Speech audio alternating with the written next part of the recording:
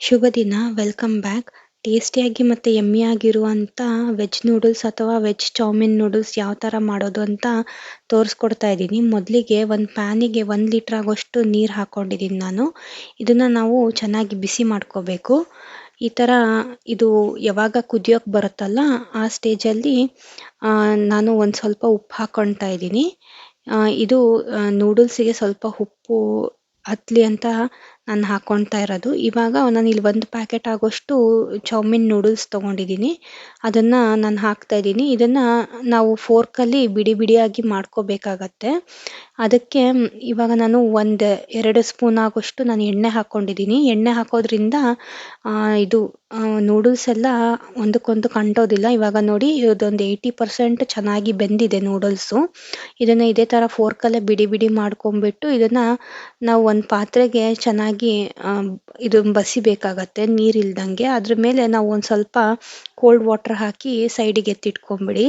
ಈಗ ಒಂದು ಪ್ಯಾನಿಗೆ ನಾನು ಒಂದು 3ರಿಂದ 4 ಟೀ ಸ್ಪೂನ್ ಆಗೋಷ್ಟು ಎಣ್ಣೆ ಹಾಕ್ಕೊಳ್ತಾ ಇದ್ದೀನಿ.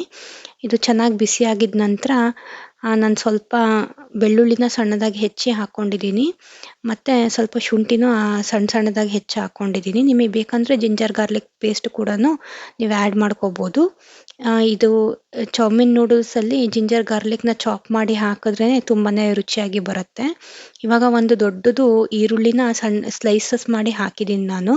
ಇದನ್ನು ಚೆನ್ನಾಗಿ ಹೈ ಫ್ಲೇಮಲ್ಲೇ ನಾವು ಫ್ರೈ ಮಾಡ್ಕೋಬೇಕಾಗತ್ತೆ. ಇದಕ್ಕೆ ಉದ್ದುದಕ್ಕೆ ಹೆಚ್ಚಿರುವಂಥ ಕ್ಯಾರೆಟು ಕೂಡ ಹಾಕಿದ್ದೀನಿ ಇವಾಗ ನಾನು. ಇದನ್ನೆಲ್ಲನೂ ನೋಡಿ ಇವಾಗ ಹೈ ಫ್ಲೇಮಲ್ಲೇ ನಾನು ಇಟ್ಕೊಂಡ್ಬಿಟ್ಟು ಎಲ್ಲ ವೆಜಿಟೇಬಲ್ಸ್ನ ನಾನು ಸಾಟೆ ಮಾಡ್ಕೊತಾ ಇದ್ದೀನಿ. ಇವಾಗ ಒಂದು ದೊಡ್ಡ ಕಪ್ಪಲ್ಲಿ 1 ಕಪ್ ಆಗೋಷ್ಟು ಕ್ಯಾಬೇಜ್ನ ನಾನು ಹಾಕ್ಕೊಂಡು ಮಿಕ್ಸ್ ಮಾಡ್ಕೊಂಡಿದ್ದೀನಿ. ಇದನ್ನು ಒಂದು ಸ್ವಲ್ಪ ಸಾಫ್ಟ್ ಆಗೋ ತನಕ ಎಲ್ಲದನ್ನು ಚೆನ್ನಾಗಿ ಬೇಯಿಸಬೇಕು. ಈಗ ನೋಡಿ ಇದು ಚೆನ್ನಾಗಿ ಬೆಂದಿದೆ. ಇವಾಗ ಲಾಸ್ಟಿಗೆ ನಾನು ಕ್ಯಾಪ್ಸಿಕಮ್ ಹಾಕ್ಕೊತಾ ಇದ್ದೀನಿ. ಈ ಕ್ಯಾಪ್ಸಿಕಮ್ ಕೂಡ ಕ್ಯಾಬೇಜು ಕ್ಯಾರೆಟ್ ಜೊತೆಗೆಲ್ಲ ಹಾಕಿ ಫ್ರೈ ಮಾಡ್ಕೊಳ್ಳಿ. ಇದು ತುಂಬ ಫ್ರೈ ಮಾಡಬೇಡಿ ಕ್ಯಾಪ್ಸಿಕಮ್ಮು. ಸ್ವಲ್ಪ ಕ್ರಂಚಿಯಾಗಿತ್ತು ಅಂದರೆ ನೂಡಲ್ಸಲ್ಲಿ ಚೆನ್ನಾಗಿರುತ್ತೆ. ಇವಾಗ ನಾನು 2 ಟೀ ಸ್ಪೂನ್ ಆಗೋಷ್ಟು ವೆನೆಗರ್ ಹಾಕ್ತಾ ಇದ್ದೀನಿ. 2 ಟೀ ಸ್ಪೂನ್ ಆಗೋಷ್ಟು ಸೋಯಾ ಸಾಸ್ ಹಾಕ್ತಾ ಇದ್ದೀನಿ ಇವಾಗ. ಮತ್ತು 1 ಟೇಬಲ್ ಸ್ಪೂನ್ ಆಗೋಷ್ಟು ರೆಡ್ ಚಿಲ್ಲಿ ಸಾಸು. ನಿಮಗೆ ಖಾರಕ್ಕೆ ಅನುಸಾರವಾಗಿ ನಿಮ್ಗೆ ಎಷ್ಟು ಬೇಕೋ ನೋಡಿ ಹಾಕ್ಕೊಳ್ಳಿ ಸಾಸಸ್ಗಳನ್ನ. ಇಲ್ಲಿ 1 ಟೇಬಲ್ ಸ್ಪೂನ್ ಆಗೋಷ್ಟು ನಾನು ಗ್ರೀನ್ ಚಿಲ್ಲಿ ಸಾಸ್ ಹಾಕ್ತಾ ಇದ್ದೀನಿ. ಆಮೇಲೆ ಒಂದು ದೊಡ್ಡ ಟೇಬಲ್ ಸ್ಪೂನಲ್ಲಿ 1 ಟೇಬಲ್ ಸ್ಪೂನು ಟೊಮೆಟೊ ಕೆಚಪ್ ಹಾಕಿದ್ದೀನಿ ನಾನು. ಇದೆಲ್ಲನೂ ಸಾಸಸ್ಗಳನ್ನ ವೆಜ್ಜಿಸ್ ಜೊತೆಗೆ ಚೆನ್ನಾಗಿ ಮಿಕ್ಸ್ ಮಾಡ್ಕೋಬೇಕಾಗತ್ತೆ ನಾವು. ಇದು ಎಲ್ಲದನ್ನು ಹೈ ಫ್ಲೇಮಲ್ಲೇ ನೀವು ಮಾಡ್ಕೋಬೇಕು. ಲೋ ಫ್ಲೇಮಲ್ಲಿ ಮಾಡ್ಕೊಂಬಿಟ್ರೆ ತರಕಾರಿ ಎಲ್ಲ ಅದು ಕ್ರಂಚಿನೆಸ್ ಹೋಗ್ಬಿಡತ್ತೆ. ಇವಾಗ ನೋಡಿ ನೂಡಲ್ಸ್ನೆಲ್ಲ ನಾನು ರೆಡಿ ಮಾಡಿ ಇಟ್ಕೊಂಡಿದ್ನಲ್ಲ ಅದನ್ನು ಈ ಒಗ್ಗರಣೆ ಜೊತೆಗೆ ಚೆನ್ನಾಗಿ ಎಲ್ಲದನ್ನು ಮಿಕ್ಸ್ ಮಾಡ್ಕೋಬೇಕು. ಇವಾಗ ನಾನು 1 ಟೀ ಸ್ಪೂನ್ ಆಗೋಷ್ಟು ಪೆಪ್ಪರ್ ಪೌಡರ್ ಹಾಕಿದ್ದೀನಿ. ಮತ್ತು 1 ಟೀ ಸ್ಪೂನಲ್ಲಿ 1 ಸ್ಪೂನು ಸಾಲ್ಟ್ ಹಾಕ್ತಾ ಇದ್ದೀನಿ ಇವಾಗ. ಈಗ ಸಾಸಸಲ್ಲೆಲ್ಲ ಸಾಲ್ಟ್ ಇರುತ್ತೆ, ಸ್ವಲ್ಪ ನೋಡಿಬಿಟ್ಟು ಹಾಕ್ಕೊಳ್ಳಿ. ಮತ್ತು ನಾವು ನೂಡಲ್ಸಿಗೂ ಕೂಡ ಉಪ್ಪು ಹಾಕಿ ಬೇಯಿಸಿರ್ತೀವಿ, ಉಪ್ಪು ಜಾಸ್ತಿ ಹಿಡಿಯೋದಿಲ್ಲ, ಅದಕ್ಕೋಸ್ಕರನೇ ಸ್ವಲ್ಪನೇ ಹಾಕ್ಕೊಳ್ಳಿ. ಇವಾಗ ನೋಡಿ ಇದನ್ನೆಲ್ಲ ಚೆನ್ನಾಗಿ ಫೋರ್ಕಲ್ಲಿ ಒಗ್ಗರಣೆ ಜೊತೆಗೆ ನೂಡಲ್ಸ್ನ ಚೆನ್ನಾಗಿ ಮಿಕ್ಸ್ ಮಾಡಬೇಕಾಗತ್ತೆ. ಇವಾಗ ನೋಡಿ ನಾನು ಎಲ್ಲದನ್ನು ಚೆನ್ನಾಗಿ ಮಿಕ್ಸ್ ಮಾಡ್ತಾ ಇದ್ದೀನಿ ಇವಾಗ. ಇದನ್ನು ಮಕ್ಳಿಗೆ ಮಾಡಿಕೊಡಿ, ತುಂಬಾ ಇಷ್ಟಪಟ್ಟು ತಿಂತಾರೆ ಮನೆ ಒಳಗೆ. ಆಚೆ ಕಡೆಯಿಂದ ತೊಗೊಂಬಂದು ತಿನ್ನೋದಕ್ಕಿಂತ ತುಂಬ ರುಚಿಯಾಗಿ ಇರುತ್ತೆ ಮನೆ ಒಳಗೆ.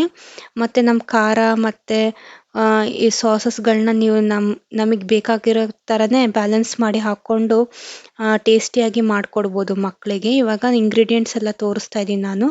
ಚೌಮಿನ್ noodles, cabbage, capsicum, carrot, cooking oil, tomato ketchup, ginger garlic, vinegar, soya sauce, chilli sauce, salt, onion, green chilli sauce, pepper powder. ಇದಿಷ್ಟು ನಮ್ಮ ಚೌಮಿನ್ ನೂಡಲ್ಸಿಗೆ ಬೇಕಾಗಿರೋಂಥ ಪದಾರ್ಥಗಳು.